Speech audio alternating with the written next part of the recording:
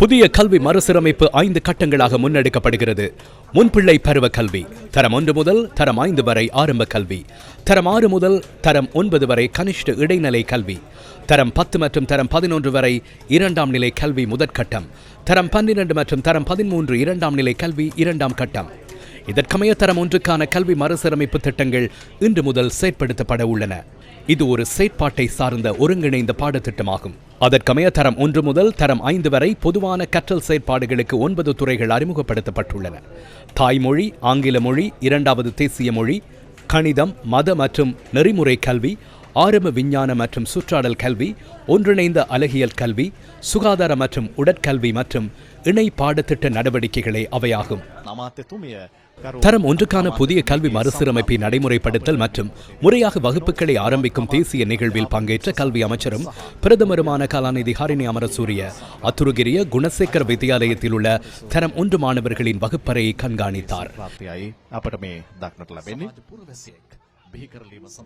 இதனை அடுத்து 2026ஆம் ஆண்டு தரம் 1க்கான புதிய கல்வி மறுசீரமைப்பை நடைமுறைப்படுத்தல் மற்றும் உரிய முறையில் வகுப்புகளை ஆரம்பிக்கும் தேசிய நிகழ்வு நடைபெற்றது.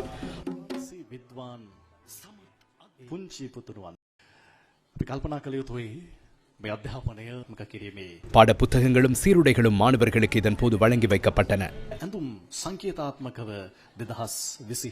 குரு கேந்திரிய அத்தியாபனයක් වෙනුවට ஆசிரியர்களை மையமாக கொண்ட கல்வி முறைக்கு பதிலாக பிள்ளைகளை அடிப்படையாக கொண்ட கல்வி முறையொன்றை உருவாக்குவதற்கு நடவடிக்கை எடுத்துள்ளதுடன் செயற்பாடுகளின் மூலம் மகிழ்ச்சியுடன் கற்றுக்கொள்ள வாய்ப்பளிக்க முயற்சித்து வருகின்றோம்.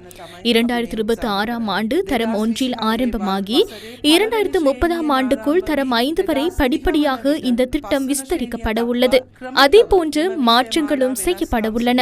2027ஆம் ஆண்டில் தரம் 6க்கான பாடத்திட்டங்களில் மாற்றங்களை உருவாக்கி வருடந்தோறும் புதிய மொடியூல் கல்வி முறையை அறிமுகப்படுத்தவும் நடவடிக்கை எடுத்து வருகின்றோம்.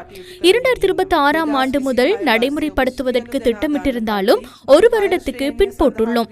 எனினும் இந்த வருடம் தரம் 6க்கு வருகை தரவிருந்த மாணவர்களையும் கல்வி மறுசீரமைப்பில் இணைத்துக் கொள்வதற்கான செயற்பாடுகளை முன்னெடுத்துள்ளோம். அதற்கான திட்டத்தையும் தயாரித்துள்ளோம். அந்த மாணவர்களை கைவிடப் போவதில்லை என்பதையும் இந்த சந்தர்ப்பத்தில் நினைவுபடுத்துகின்றேன். இதற்கு இணையாக இன்று நாடு முழுவதும் உள்ள அரசு பாடசாலைகளில் தரம் 1க்கான கல்வி நடவடிக்கைகள் ஆரம்பிக்கப்பட்டன.